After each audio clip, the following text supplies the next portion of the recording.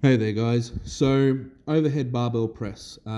This is my primary assistant exercise for developing the bench press. And the way that I go about it is a little bit different. I'm training my overhead press to help with my bench press.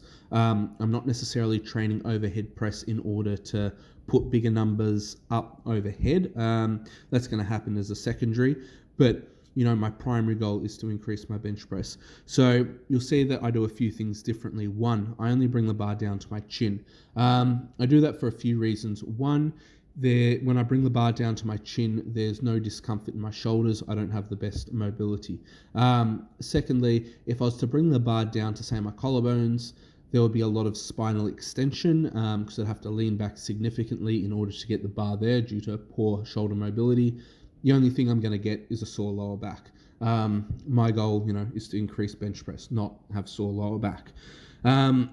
Grip. I bring my hand space in one full hand space compared to where I normally take my bench press grip. So that puts a lot more work on the triceps, especially the extension portion of the movement.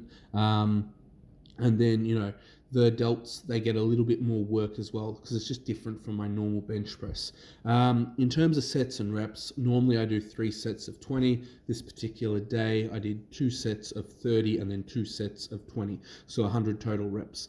I found doing that, the next day, my upper back has really been worked quite thoroughly because it just had to stabilize a lot. And that's the same with normal traditional bench press. If you're setting up correctly, retracting the scapula, getting yourself set.